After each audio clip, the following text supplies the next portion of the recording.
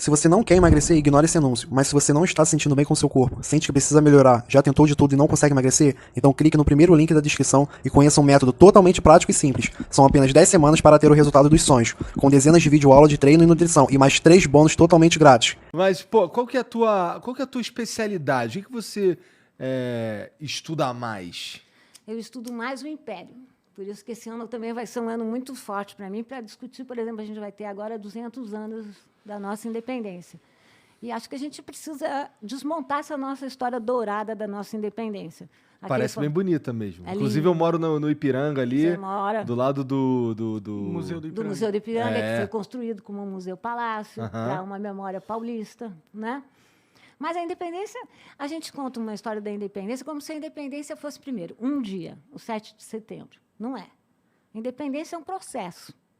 Ninguém vira independente de uma hora para outra. Começou muito antes, eu diria que começou com a Inconfidência Mineira, a Conjuração Mineira, a Conjuração dos Alfaiates na Bahia. Os que alfaiates? botou o povo na rua, eram sobretudo negros. Que interessante. E termina muito depois. Não é? Depois da independência, não sei se vocês sabem, mas a nossa história é tão sudestina. Vou contar uma coisa para vocês. Essa ideia que a gente fala, o Brasil, não existia Brasil em 1822. Sobretudo, se você pensar que, primeiro, a capital do Brasil até 1763 era Salvador. Foi só nessa época que mudou para o Rio de Janeiro. Então, até então, a verdadeira capital ficava no Nordeste. Que mais?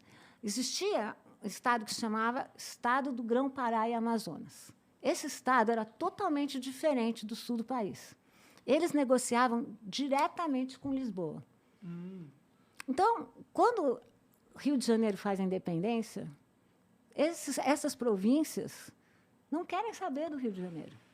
A gente não discute isso, a gente fala dessa lenda da Que interessante. independência. E o que aconteceu, por exemplo, no Piauí? Uma batalha, a Batalha de Genipapo, que foi uma batalha que foram 200 mortos. Até hoje, em Salvador, o que eles comemoram? Não a independência do 7 de setembro, mas o dia que Salvador, em 1825, aceita a independência. Maranhão, um monte de lutas contra o Rio de Janeiro e a favor dos portugueses. Então, a gente tem que parar com essa história, primeiro, muito sudestina. E também uma coisa que a gente também tem que pensar, que a nossa independência foi muito conservadora. Já repararam no tamanho do Brasil, comparado com a América Latina? É um gigante, né? Sim. Por que isso? Por quê? Então, Boa pergunta. né? Até então, existiam 4 vice-reinados do Prata. E eram 4 vice-reinados espanhóis. Como as independências no resto da América Latina foram revoluções, o que aconteceu? Os países desmembraram e viraram 14 países. O que as elites brasileiras não queriam? Que o Brasil fosse desmembrado. O que mais que as elites brasileiras não queriam? Vocês podem imaginar. Eles não queriam uma revolução. Por que não? O que eles não queriam que mudasse? Sei lá, perdeu o poder? A escravidão, você está falando? Yes. Não queriam acabar com a escravidão. Tanto que vocês sabem qual foi o primeiro país? É prova agora, vamos ver se vocês vão passar ou não. Ficou nervoso, né, Monarca? Fudeu, tô me lembrando aqui memórias do passado. Qual foi a primeira nação que assumiu a independência do Brasil? Vai. Inglaterra? Espanha? Inglaterra, não, quase acertou, foi a segunda. Espanha, não, bem depois. Portugal, só em 1825, e a gente pagou caro pela nossa França? independência. Angola. Angola? E sabe que é Angola? Porque era o principal porto da onde vinha o perverso tráfico negreiro. Entendi. Então, você vê a importância. Eles não queriam mudar nada disso. Também não queriam mudar a propriedade agrária, o predomínio da propriedade agrária. O que aconteceu? Estoura uma revolução lá em Portugal, que se chamou de liberal, a Revolução Liberal do Porto, que era liberal para Portugal, mas para o Brasil queria recolonizar o Brasil. E as elites fazem o quê? Criam um símbolo para unificar. Quem seria o símbolo? Puta. Aí a gente entra num tópico que eu não sei nem chutar. Vai. Dom Pedro I. Yes! Olha lá, Monarca. Cara, se chutar. Caralho, esse que é impressionante. Essa foi Você tá impressionado. A gente combinou isso tudo, isso que ele não É tá uma sketch, Antes da gente conversar aqui, eu combinei tudo com o Monark. Passei uma colinha para ele. Você responde isso agora. Você estava demorando demais. Estava Foi é pra dar atenção. Não, mas é porque ele tava ali, entendeu? Ele é ator também, entendeu? Aí tem tudo. O suspense. Tá o indo suspense. bem, tá indo muito Obrigado, bem. obrigado. Por quê? Porque eles achavam que se um imperador, um príncipe, fizesse a independência, as outras províncias teriam mais chance de aceitar. Então, pensa só. O restante da América Latina viraram o quê? Repúblicas. E o Brasil virou um império. Preciso tomar uma água. Pegar uma... Agora vai. Nós viramos um império cercado de repúblicas por todos os lados. Isso não é estranho? Muito estranho, inclusive. Tanto que, quando a gente teve a nossa independência, obrigada, Nilma, todo mundo suspeitou. Ninguém era a aceitou fajuta, assim? Que era a fajuta. Porque era, Porque, né? vê, a América, nessa época, era da doutrina Monroe. A América, para os americanos, era a América para a República. E o Brasil virou um império. Isso causou uma confusão. Por isso que demorou tanto para as pessoas aceitarem o império do Brasil. Entendi. Mas a gente não pensa nisso, né? Não, ninguém me falou isso. Eu nem inclusive. sabia que isso tudo É. tinha acontecido, pra ser sincero Aconteceu. assim, com você. Outra coisa que eu vou provocar. Agora é minha vez de provocar. Vai. Quando vocês pensam em independência, vocês imaginam o quê? Independência, o quê? Independência do Brasil? Isso, 22. Vai ser agora, né? Bicentenário. O que eu penso? Putz, independência ou morte? O que Eu você lembro imagina? disso. Independência ou morte? É. Ah, eu imagino... Alguma imagem? Uma imagem? Ah, eu imagino o que eu vi na escola, que é o cara no cavalo com a espadinha Exatamente. levantada, pá, uma galera assim, com Exatamente. cara de besta. Meu Deus, o cara tá Oh, declarando meu Deus, um cara no independência. cavalo. Então, veja que interessante que é o nosso país. Isso que faz o historiador. A gente torna não familiar o que parece muito normal. A gente imagina a nossa nação a partir de um quadro. Esse quadro que você está lembrando é um quadro do Pedro Américo. O Pedro Américo era um dos protegidinhos do Pedro II. Essa tela foi uma encomenda do Pedro II para fazer homenagem ao seu pai, o Pedro I. Pai dele que foi quase que expulso do Brasil, porque impôs uma Constituição. Não sei se vocês sabem, mas a nossa primeira Constituição foi imposta. Ah, é? É uma beleza. Coisa Bom, linda. coisa linda. Vejam só, essa tela é encomendada, em 1888 ela fica pronta. Estão ligados, né? Quase final do Império. Aham. A tela é apresentada em Florença e fotografada. Ela chega no Brasil, ela tinha que entrar, estamos pertinho daqui, para o Museu do Ipiranga. Só que o Museu do Ipiranga não estava pronto.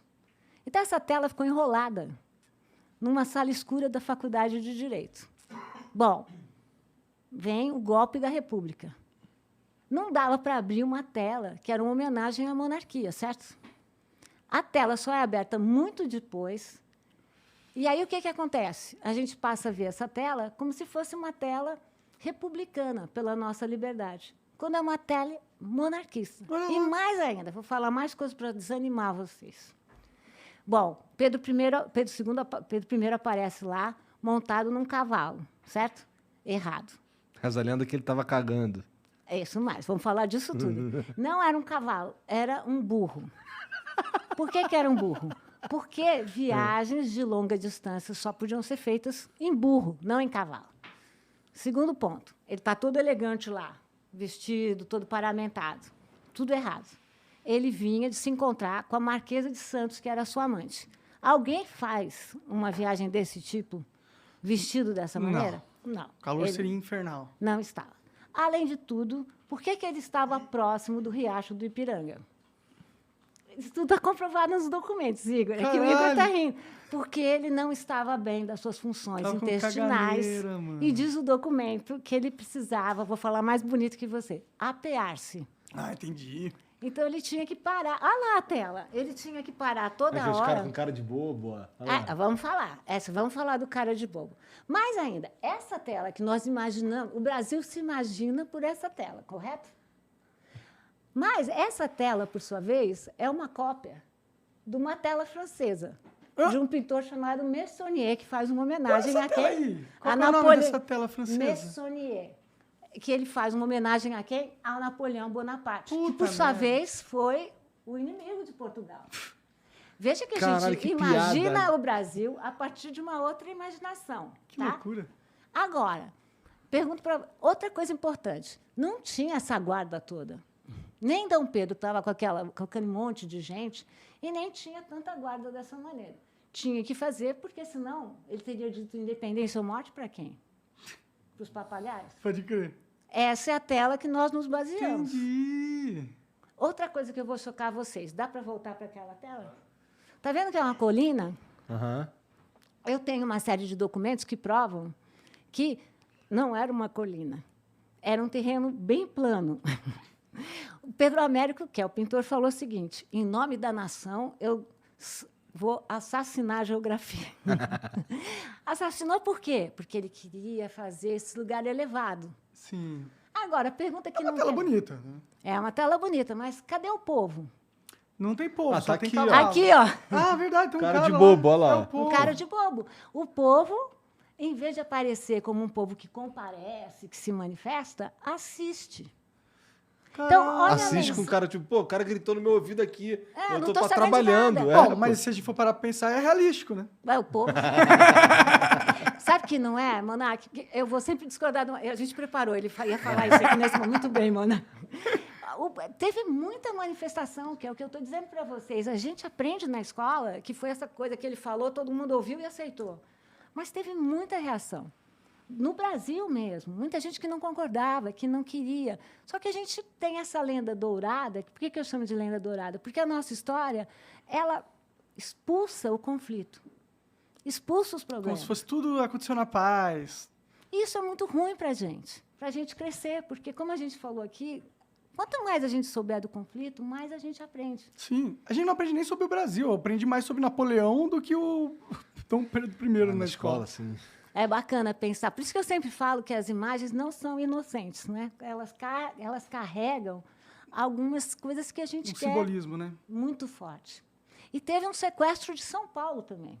Porque qual foi o momento em que a independência aconteceu para valer? Na coroação de Dom Pedro I no Rio de Janeiro, porque o Rio de Janeiro que era a capital.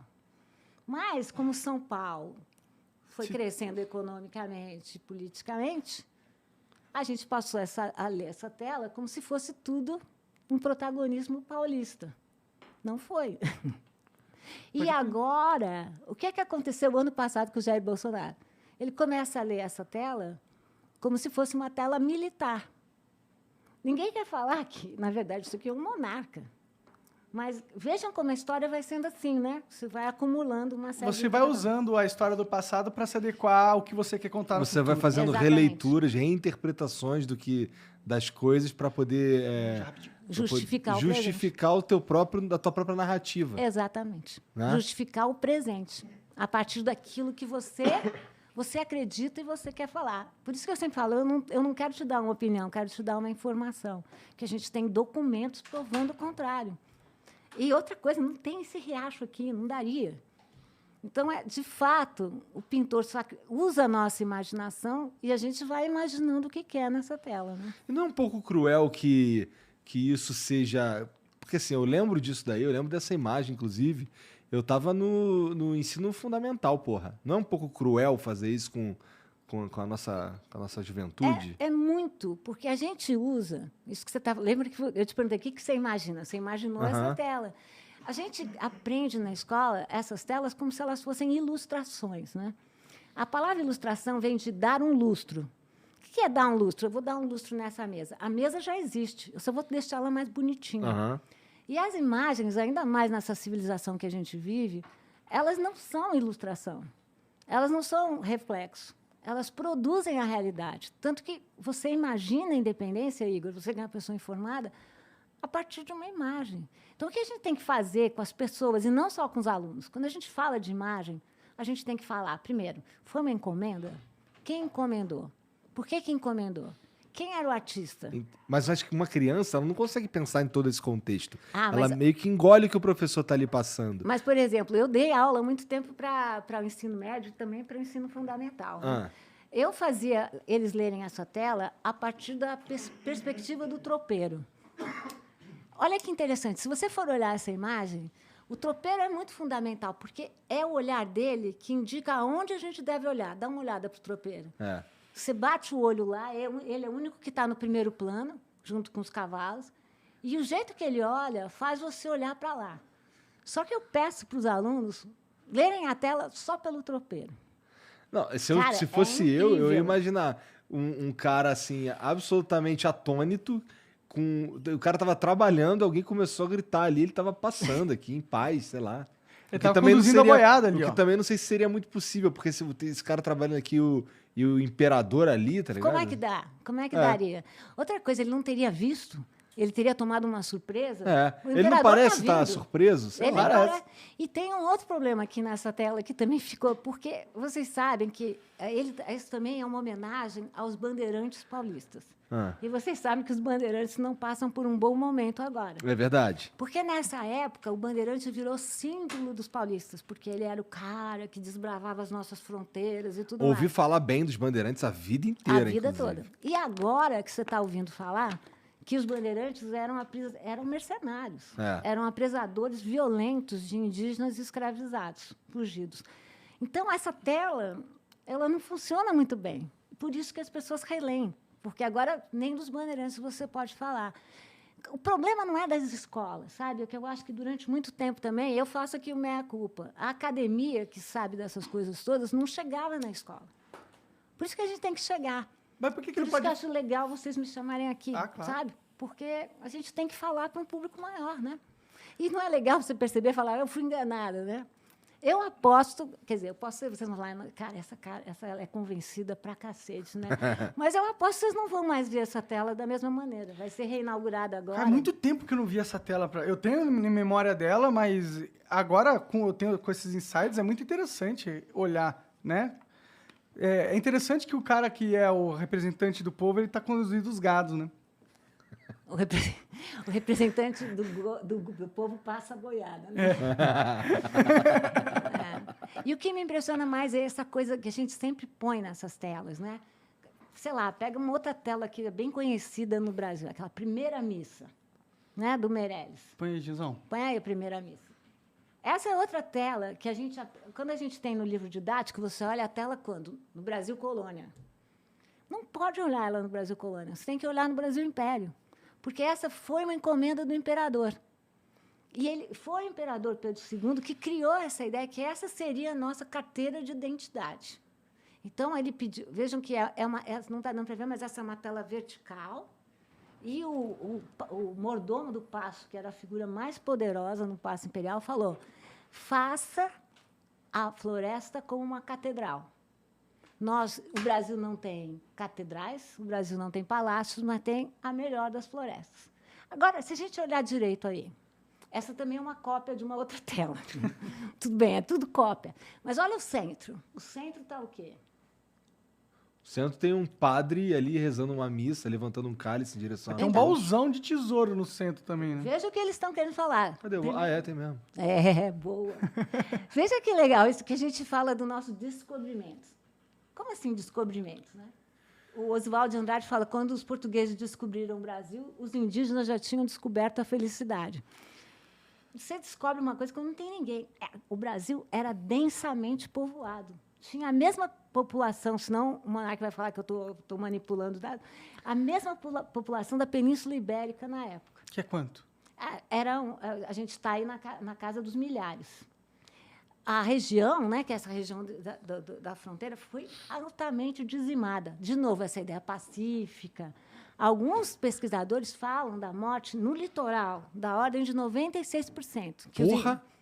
os indígenas morriam de resfriado, batalha biológica, Sim. mas morriam por escravização. Agora, vamos olhar essa imagem de novo. Tudo pacífico. É. Tem guerra nenhuma. Parece todo mundo perfeitamente, convivendo perfeitamente. Perfeitamente. E olha de novo, está vendo o tropeiro onde está? São os indígenas agora. Tá? No centro, quem está? A igreja. Do lado dela, o Estado. Com muita grana.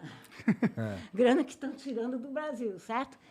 E, de novo, quem que está observando a cena sem interferir nela? O povo. O povo. Então, eu posso falar de várias telas, mas vocês vão cansar. Mas é sempre assim. O povo sempre é mostrado como passivo, só observando.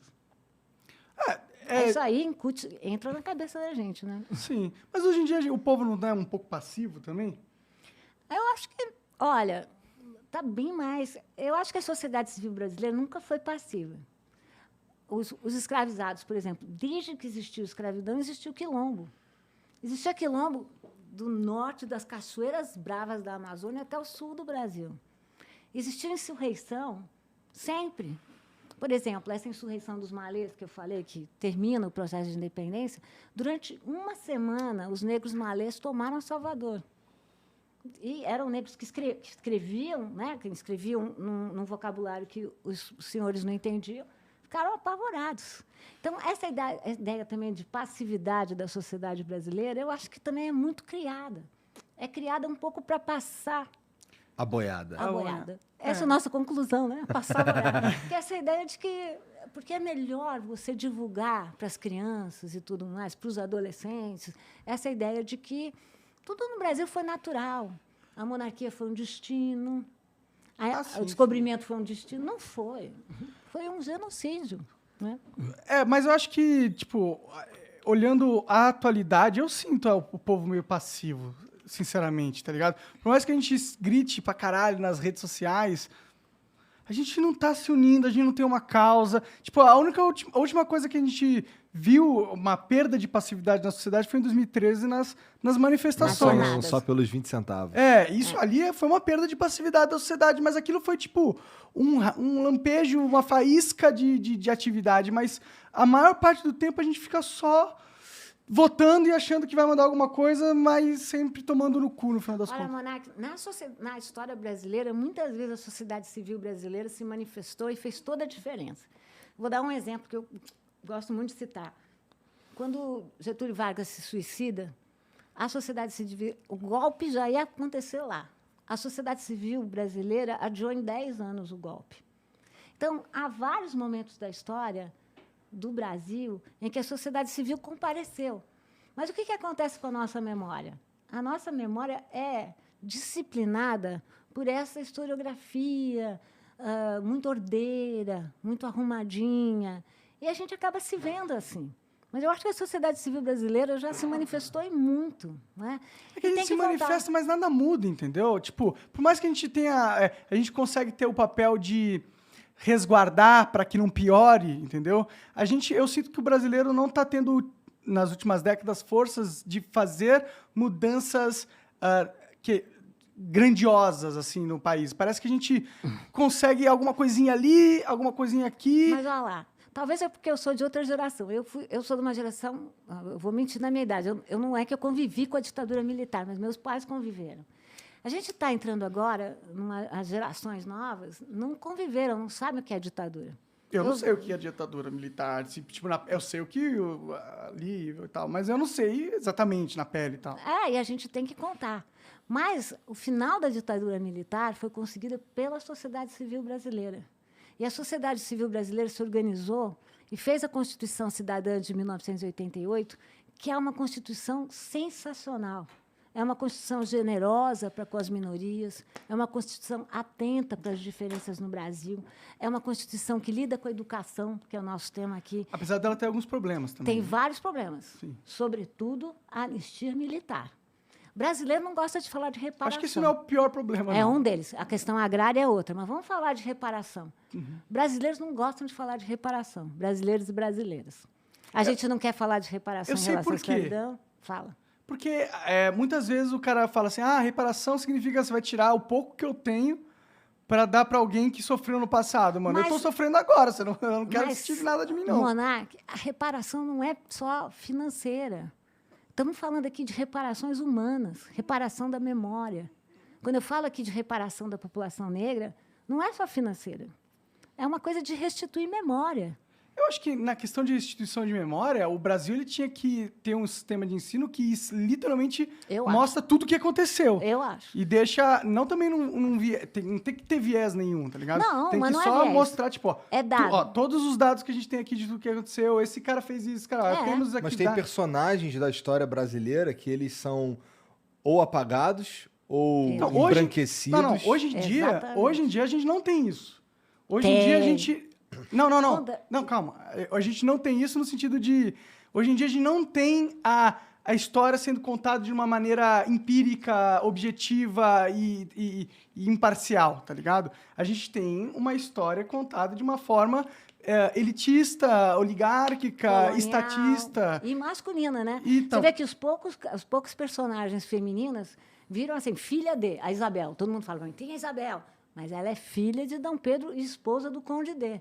Quando você tem os personagens masculinos, tem nada disso. Sim. E quantos protagonistas negros e negras você tem na nossa história? Sim, então, por isso Né? que eu acho que a gente tinha que ter o ensino ensinando quem foi a pessoa mais relevante na história. E põe essa pessoa, que é Mas- isso que a gente tem que Mas saber. você né? acabou de defender a ideia de ação afirmativa. Ou seja, o que é ação afirmativa? É que a gente faça uma história mais plural, não só uma história dos povos europeus. Uma porque a história história- mais real. Muito Mas mais. sabe por que o meu argumento... Porque a nossa história... Você vê que no Brasil todo mundo tem complexo de rei, né? Quer dizer, o cara canta bem, vira rei da voz. O cara é bom de futebol, é rei do futebol. Sim, né? a gente tu gosta de não fala mal do Pelé, lotar as não, pessoas. Vou falar, não vou falar, eu gosto. Mas vamos lá. A gente tem o imaginário. Olha, a gente estava falando de imaginário, né? Sim. A gente tem o imaginário monárquico. Ou a gente descoloniza a nossa imaginação, ou os livros não vão mudar. Sim, eu só não acho que é uma posição afirmativa, como você disse. Ação afirmativa. Eu só não acho que é uma ação afirmativa porque é uma afirmação lógica. Você tem que mostrar para as pessoas tudo o que aconteceu. Você não pode esconder nenhum fato ou ter um viés. Se agora tem um viés... Caro professor Monarque, existe poder político e econômico no mundo? Não. Não existe. Então, mas a gente está contando uma história a partir dos vencedores.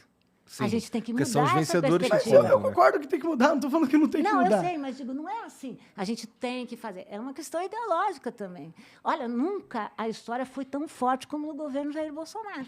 Eles estão querendo recontar toda a história. A história do nosso passado. Mas a gente não pode tentar contar a história de uma forma ideológica. A gente Não, tem que tentar isso que a contar gente está histó- falando aqui. Então, exatamente, mas é exatamente isso que eu tô falando. Eu tô falando que, tipo, não é afirmativo, porque também é o lógico imperativo. Não. Todo o sistema de educação do mundo deveria ser assim. Mas eu vou te dizer, não existe tudo igual no mundo. Nós somos o país... Quando eu comecei a escrever sobre o autoritarismo brasileiro, no final de 2018, o Brasil era o 9º país mais desigual. Quando eu terminei de escrever, era o 7º país mais desigual. E já somos o 5º. Então, não dá para a gente comparar Brasil com qualquer coisa, porque as realidades são Eu diferentes. não estou comparando. Não estou entendendo você, mas o que eu quero chamar a atenção. Por que é ação afirmativa? O que quer dizer ação afirmativa? É você afirmar outras realidades. É nesse sentido. Afirmar, não estamos falando aqui de criar. Não é possível que num Brasil, num país que mais da metade da população é feminina, que não tenham protagonistas mulheres. E indígenas? Quais são os protagonistas É indígenas? estatisticamente impossível, né? Impossível. Sim, porque se foram, a gente agora está representando essa informação. Tá. A gente tem Isso figuras que históricas importantes que não Isso estão que sendo... é mas ação afirmativa. Esse é o conceito. a de ação afirmativa Exato. é não deixar figuras históricas importantes... É você trabalhar com políticas de orgulho verdadeiras, de populações Tem que ser de tiver- orgulho, tem que ser de a realidade. O que Vou aconteceu? falar, A história é isso. autoestima é muito importante para uma nação. Lembra que a gente estava falando que nós estamos desperdiçando muita gente? Se a população não tem autoestima, ela não vai batalhar para ser melhor. Você tem que fazer... O que fazem os Estados Unidos? Trabalham com Eles autoestima. adoram trabalhar a própria autoestima. Adoram. Eles são os melhores do mundo. O que a gente faz aqui? A gente faz o A contrário. gente faz o oposto. Vamos falar de outra reparação importante? Hum. Com os militares. Todos os países da América Latina, não todos, boa parte, que tiveram ditaduras, tiveram comissões da verdade. Nós tivemos. Mas a nossa comissão da verdade podia levantar casos e não podia julgar. O mesmo problema que a gente está falando com os políticos. A gente tem que ter o direito de olhar para a nossa história e julgar quem fez as coisas. Você argumenta da gente abrir esses casos já de décadas atrás e agora julgar todo mundo de novo? Eu acho que a gente tem que julgar. Nossa, Porque- pra mim isso é muito Mas nós temos- a minha- desnecessário e... Não é. Como é que você fala que é desnecessário para uma família que perdeu seu pai, que perdeu sua mãe, que nunca mais viu seu filho, que não sabe onde seu filho está enterrado? Mas é que já passou muito tempo. A lei, ela não é tão, tipo, não é tão fácil julgar um negócio de... É muito fácil. A gente tem os documentos, Monark. A gente tem os documentos. Mas tem muitas provas que poderiam ser usadas que hoje em dia já se perderam porque faz muito tempo. Mas as que nós temos comprovam. Entendi. E a gente tem que fazer o Tinha seguinte. tanta prova que as que sobraram resolvem. Resolve.